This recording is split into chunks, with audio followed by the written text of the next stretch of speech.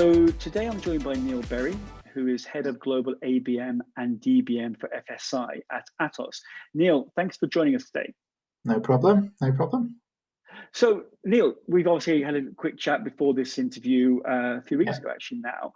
And we were talking about, your history and where you've come from. But looking at your profile, you're a through and through ABMer with more than 10 years of experience in this field. What attracted you to this field originally? Well, I mean, I'm not a classically trained marketer, to put it politely.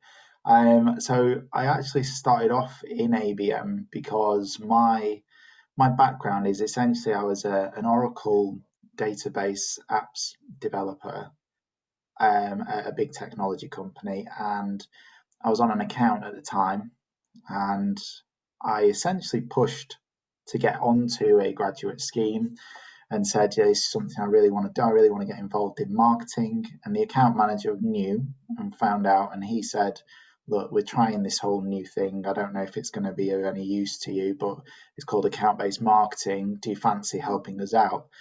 So kind of went from there, really. And 10, 11 years on now, I still have the same passion for it. And I remember going into the whole ABM workshops with the framework that a lot of us will be familiar with, and the things that where it all started.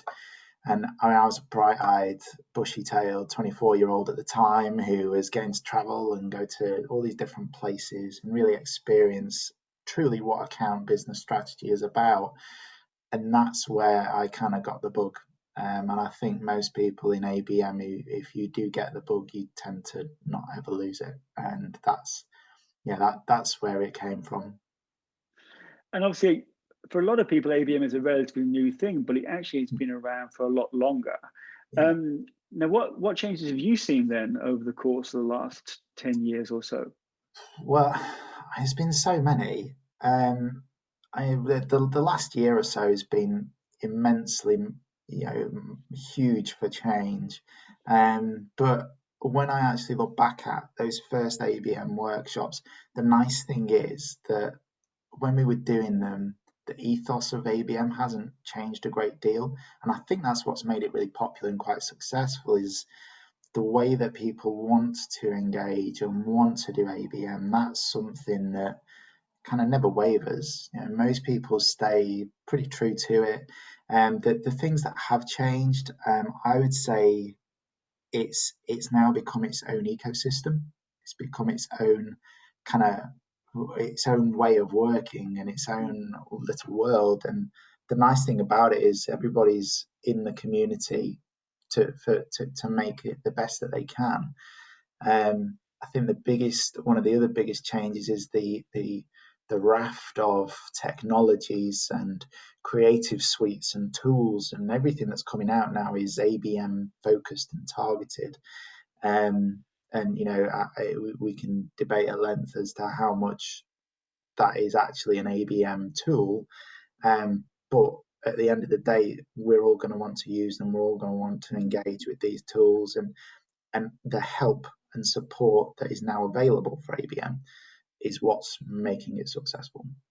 Yeah, I think I definitely agree with you there. We were talking earlier about Bev Burgess, who kind of coined the phrase back in 2003, 2004. And I don't think she expected back then, almost 16, 17 years ago, that it would be what it is today. But it's definitely grown from strength to strength. So let's just talk a little bit about, the ABM program that you're running there at Atos. Can you give us a little insight into that? Yeah.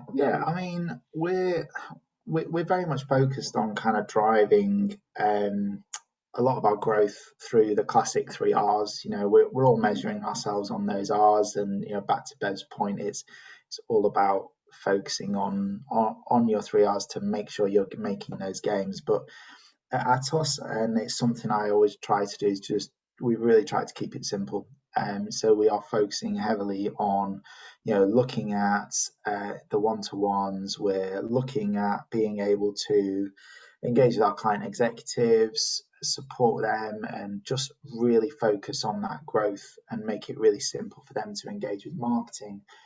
and give them the tools and capability to do more than they have done before, and really focusing on our customers, making sure that they've got that personalized engagement, making sure they're feeling like they're getting the best of Atos, because that's what ABM should do, is giving you the best of the organization at the doorstep of the customer.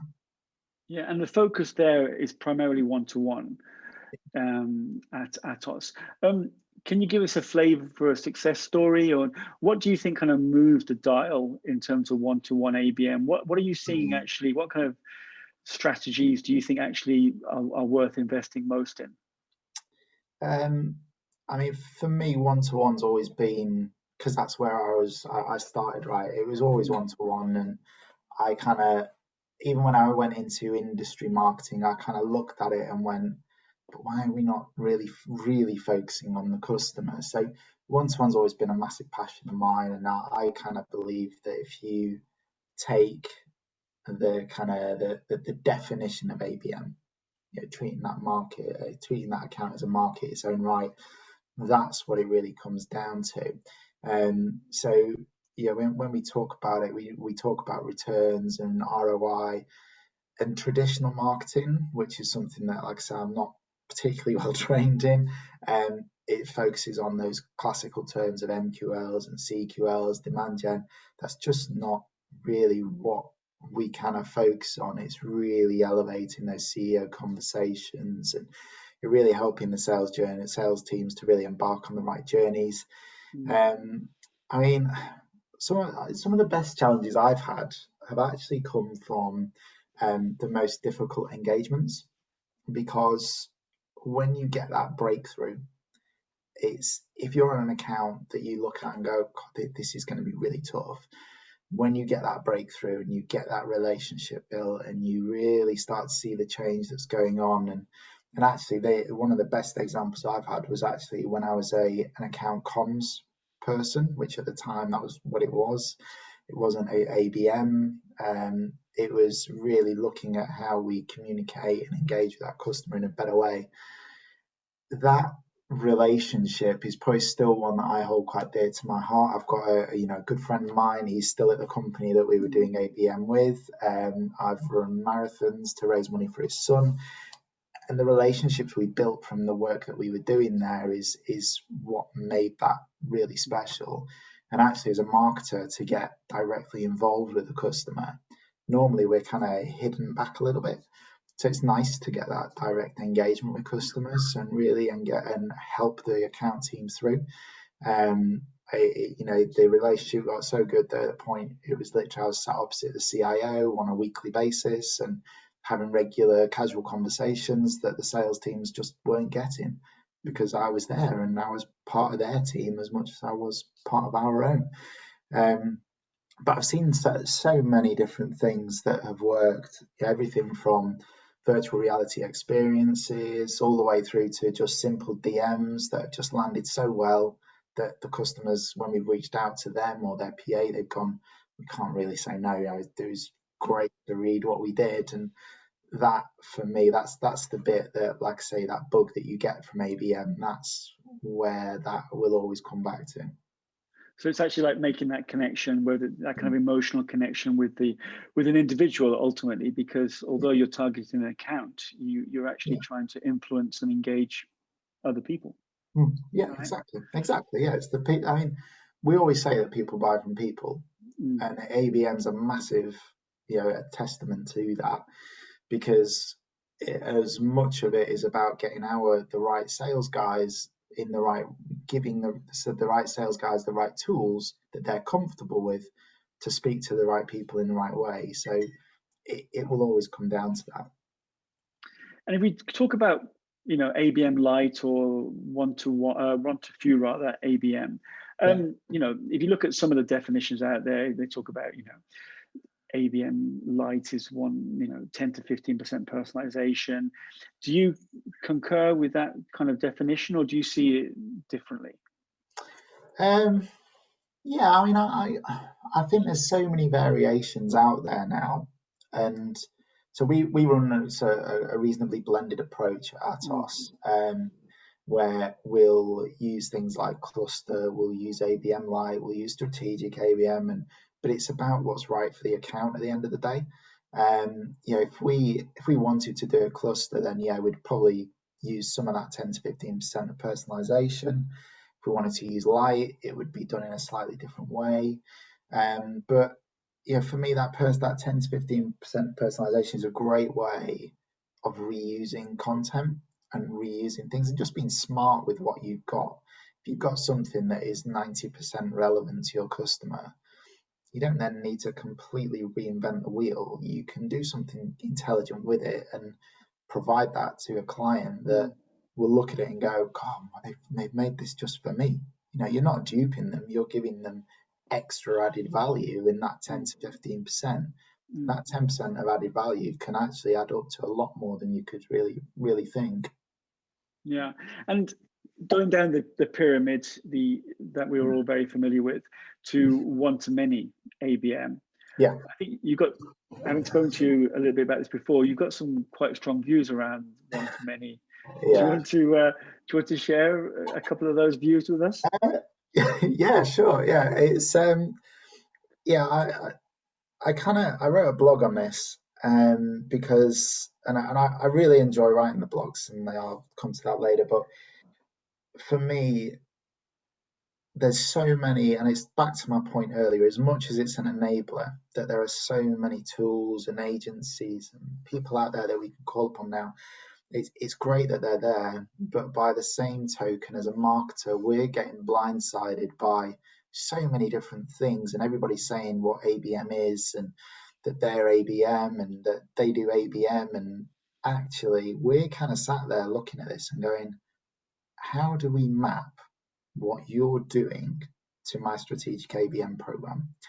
And a lot of the time there's not an answer for that. It's actually we need about 20 to 30 accounts, we need 50 to 60 accounts to really deliver on the benefits that you need. And for me, that's just good industry marketing. It's not ABM. We go back to the basics of treating the account as a market in its own right, like I say earlier. That for me is ABM. If you treat a market in its own right, an account as a market in its own right, that's where you'll be looking at their audience, their internal audience, their demographics, their core messages, their core strategies, the things they need, their challenges that they've got. If you're doing that to 50 to 60 accounts, you can't get the depth and level of insight and intent and data and understanding and really put yourself into the shoes of those 50 to 60 customers unless you've got 30 to 40 members of staff. If you've got that, great. But most of us just don't have that capacity to really focus on it. So, one-to-many for me is fine. I think it's just maybe using it as a new term for industry marketing. But for me, that's exactly what it is. It's really looking at it and saying, I understand your industry. We've got some answers for you. How can we help? Yeah, interesting point. I think we're seeing that you mentioned earlier, actually, that if you can blend your ABM programs, one to few, one to one, even give it some air cover with some one to many, as you said, into that kind of vertical or that group of companies that for whatever reason you've got a solution that can meet their needs. That's fine, but it's the blended approach really that will actually deliver the goods more than anything. ABM, a lot of people say it's just marketing. If sales don't get involved, it's just good marketing. This kind of sales and marketing alignment is absolutely crucial for an ABM program to be successful. What are you seeing there at Atos in terms of how you're working with the sales teams? So, first thing for me, the sales and marketing culture at Atos is probably one of the best, if not the best, that I've been a part of, which makes it so much easier. Everybody's up for doing something new and trying to be more personalized to the customer and giving them focus and supporting the sales guys to make that account growth. And that's fantastic. That helps me to no end, because when we look at what we do, it's all about the growth. It's all about the focus, and our CEO now talks about being completely client centric and customer obsessed, all the stuff that the sales guys have spoken about for years. But actually now they're getting that kind of extra level with marketing support. They really do engage with it really well, and I kind of try, and for me personally, I've always built pretty positive relationships with sales guys. I don't know why. I don't think there's any kind of secret sauce to it. I think it's just a case of really getting to know them, not just at a professional level, but as a personal level as well, and opening yourself up to them, because at the end of the day, they're sales guys, right? They're built on creating relationships. If you come in as a closed book, they'll kind of go, well, I can't really work with you. I need to have that open conversation. So no, they're a fantastic bunch, and I do agree. I mean, I think ABM cannot be done without sales. As much as we can try, it will never be as successful, in my opinion. And sales guys love to see what marketing can bring to the table.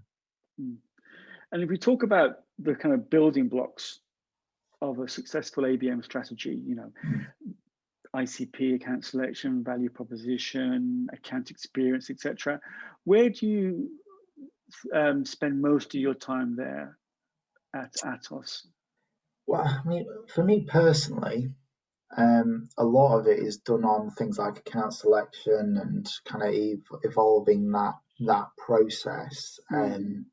That's where I spend quite a lot of time. But when it comes to that kind of real execution of ABM and the things that we're trying to deliver, for me, that's when we really look at things like these foundational assets that we want to come to.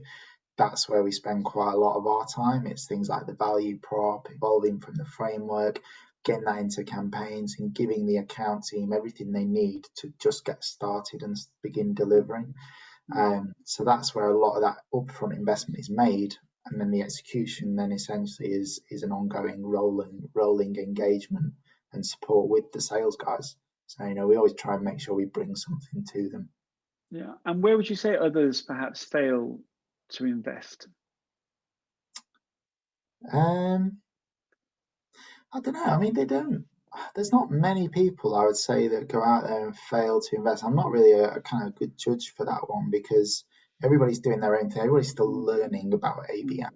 So I think most people look at it and they will say, well, I'll invest in this bit at this point in time. And actually, coming back to the point around the tools and technology of ABM and what's available to you, I think where people invest the most is probably looking at it and going, well, I'm going to invest in this tool and we're going to use this and we're going to really push for it.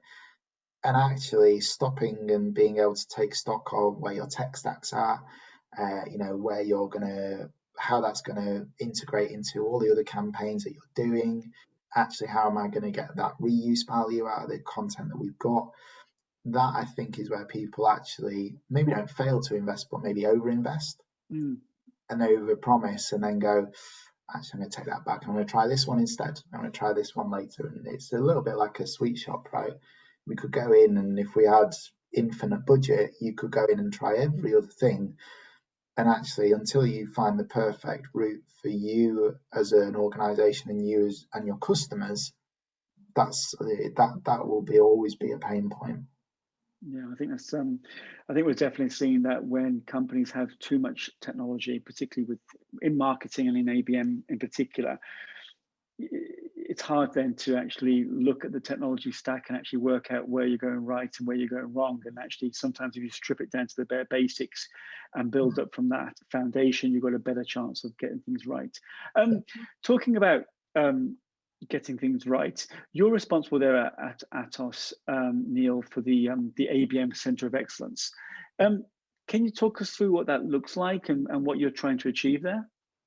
Yeah, of course. So our COE is, and I'm assuming that most of the COEs are built in a similar vein, right?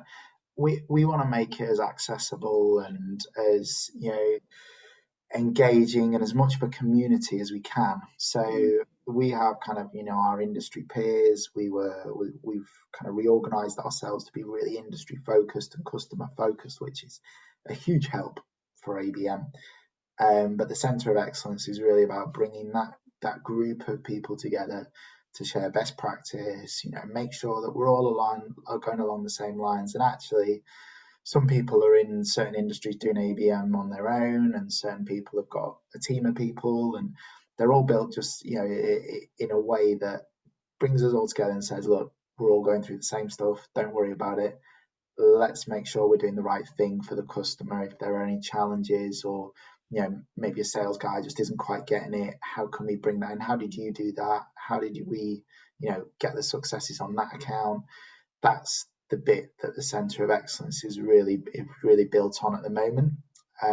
What I would like to get out of it eventually is for it to literally be that core best practice team where we can come together and be able to operate as that central function, and then essentially celebrate all those wins, get all the little things that we kind of celebrate on a day-to-day basis that maybe you wouldn't normally celebrate with your own specific team. You celebrate within the COE, which is pretty cool.